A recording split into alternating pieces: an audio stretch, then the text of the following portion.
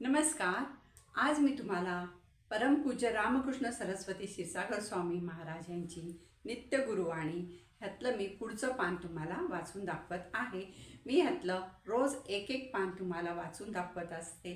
ज्यांना अध्यात्माची आवड आहे आणि अध्यात्म एक शास्त्र आहे आणि त्या शास्त्राप्रमाणे तुम्ही ते केलं तर तुम्हाला त्याचं फळ निश्चित मिळतं आणि ज्या काही आपल्या हातून चुका होतात त्या होऊ नये म्हणून मी हे तुम्हाला पान वाचून दाखवत आहे.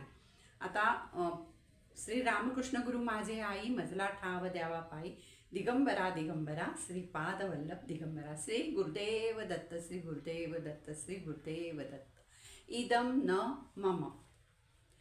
आता आजच्या पानात काय दिलेलं आहे? ईश्वराच्या शक्तीपुढे मनुष्य तोकडा पडतो. निरनिराळ्या ऋतूत निरनिराळी फुले फळे झाडाला येतात. आता ईश्वराची जी शक्ती आहे त्याच्या पुढे मनुष्य तोकडा पडतो. आता ही फळं येतात, फुलं येतात, निरनिराळी धान्य पिकतात. गोणीभर बी पेरले तर त्याचे 10-20 पोती धान्य होते. म्हणजे जर आपण एक गोण बी पेरलं शेतामध्ये तर त्याचं धान्य उगवून 10-20 पोती त्याचं धान्य येतं. हे भरभरून देणारे हात कोणाचे आहेत? त्या ईश्वराचेच आहेत ना. म्हणजे हे आपल्याला आपण एवढंसं पेरलं की आपल्याला एवढं मिळतं. हे भरभरून देणारे हात कोणाचे आहेत?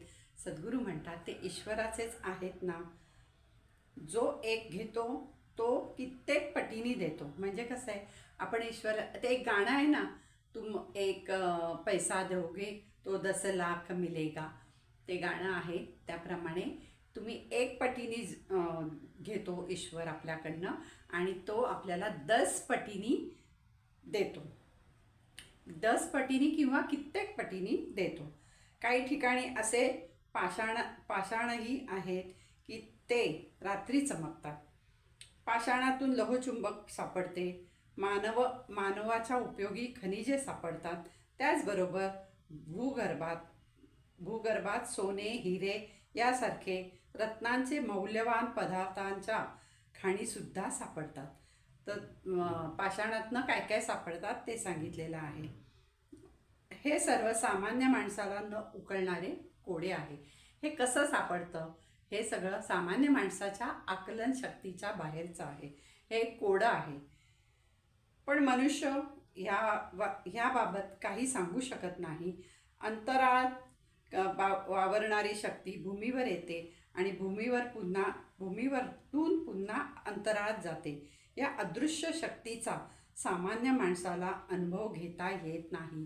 म्हणजे अशी एक शक्ती आहे, ती अंतराळातून भूमीवर येते आणि भूमीवरनं परत अंतराळात जाते. ही जी एक शक्ती आहे त्या शक्तीचा सामान्य माणसाला अनुभव घेता येत नाही. म्हणून त्यांनी त्यावर टीका करू नये. म्हणून मनुष्याने नेहमी अशी टीका करू नये. जे नास्तिकपणा दाखवू नये. कारण ज्या नास्तिकतेने माणसाला स्वतःचा तर काही उपयोग नसतोच, पण त्याचा उपयोग दुसऱ्यांसाठीही करता येत नाही, दुसऱ्यांसाठीही होत नाही. माणूस कितीही जरी नास्तिकतेच्या गप्पा मारत असला तरी तो खाजगीरित्या कुठेतरी तेथे कर माझे जुळती असे करीतच असतो. म्हणून म्हणतात ना की गप्पा मारताना मोठमोठ्या गप्पा मारतात, पण जेव्हा गरज येते, जेव्हा संकट येतं त्यावेळेला ते देवाला हात जोडतात. सगळ्या बाजूनी म्हणजे त्यांना हे झाली, आशा संपली की शेवटी आता कित्येक वेळेला आपण हॉस्पिटलमध्ये गेलो, खूप आजारी लोक असतात किंवा बरेचसे काय मोठे मोठे ऑपरेशन वगैरे होतात, तेव्हा स्वतः डॉक्टरसुद्धा सांगतात की आता तुम्ही प्रार्थना करा, तुमच्या प्रार्थनेला यश आलं तर हे बरे होतील. कित्येक लोक कोमामध्ये गेलेले असताना सुद्धा की एक प्रार्थना आणि एक ती शक्ती, त्या शक्तीमुळे ते कोमातनं बाहेर आलेले आहेत. त्यामुळे ही बरीच उदाहरणं आहेत. त्यामुळे जरी तुम्ही मोठमोठ्या अशा नास्तिकतेच्या गप्पा मारल्या किंवा बाहेरच्या जगात फुशारकी मारली की देवबीव काही नाही आहे, हे सगळं थोतांड आहे, असे म्हणणारे बरेच लोक आहेत, पण जेव्हा तुमच्यावर वेळ येते शेवटी तुम्ही प्रार्थना कोणाकडे करता? तुमचे जे मित्रमंडळी आहेत, काही हे आहेत, त्यांच्याकडे प्रार्थना करता का तुम्ही? जेव्हा माणूस तुमचा अगदी जवळचा माणूस जेव्हा मृत्यूशय्येवर किंवा झगडत असतो काही आजारांशी, त्यावेळेला तुम्ही प्रार्थना कोणाकडे करता? देवाकडेच करता. आणि ही एक शक्ती आहे, ही प्रत्येक मानवाला मान्य असली पाहिजे, पण बऱ्याच लोकांना ही मान्य नसते. म्हणून असं म्हटले आहे की कितीही कोणी नास्तिकपणाच्या गप्पा मारल्या तरी खाजगीरित्या कुठेही तेथे मारत असले तरी तो खाजगीरित्या कुठेतरी तेथे कर माझे जुळती, म्हणजे ईश्वराजवळ लीन होतो, ईश्वराला प्रार्थना करतो त्याच्यावर वेळ आल्यावर. म्हणून वेळ आल्यावर करू नका, हे आधीपासनं करा. हे सद्गुरूंचा ह्याचा अर्थ तोच आहे की तुम्ही वेळ आल्यावर करू नका, हे तुम्ही आधीपासनं करत राहा, म्हणजे तुम्हाला खूप एक भगवंताची शक्ती मिळेल.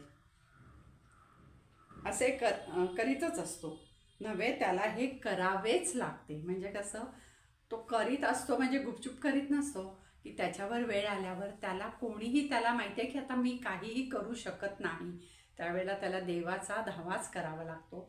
इवन डॉक्टरसुद्धा हेच सांगतात की तुम्ही त्या ईश्वराला प्रार्थना करा, त्याच्या प्रार्थनेने आमच्या हाताला यश आलं तर आम्ही, म्हणजे डॉक्टर त्यांचं काम करत असतात, पण यश देणं न देणं हे वरच्याच्या ईश्वराच्या हातात असतं. म्हणून वेळ आल्यावर ईश्वराकडे धावण्यापेक्षा ह्यातनं प्रत्येक एक पान जेव्हा वाचते ना, तेव्हा त्याच्यातनं काहीतरी बोध घ्यायचा असतो. आपण नुसतंच वाचलं, ऐकलं, तुम्ही व्हिडिओ ऐकला, सोडून द्यायचा असं नाही करायचं.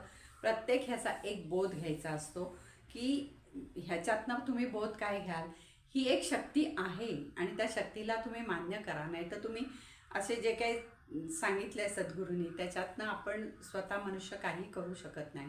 आणि वेळ आल्यावर नास्तिकपणा दाखवण्यापेक्षा तुम्ही देवाला, ईश्वराला नावं ठेवू नका, आणि वेळ आल्यावर तुम्हाला त्याच्याकडेच धाव घ्यावी लागते.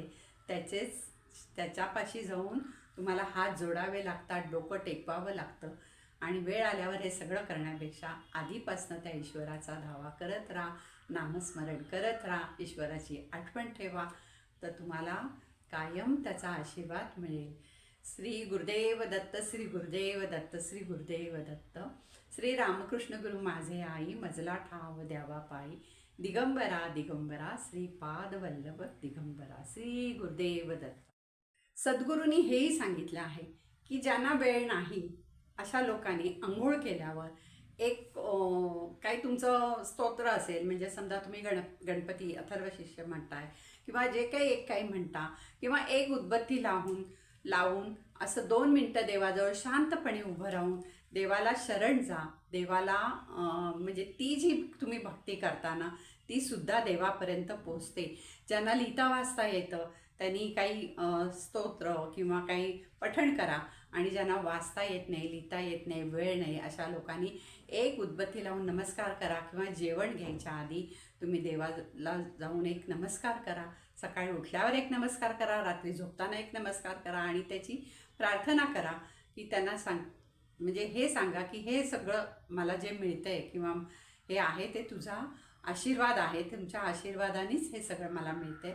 तुमचा आशीर्वाद कायम मी आणि माझ्या परिवाराच्या मागे सदैव राहू दे. बघा, तुम्हाला कधीही कुठच्याही अडचणीत तुम्हाला मदत ही कशी मिळेल, कुठून मिळेल सांगता येत नाही, पण मदत ही मिळेल.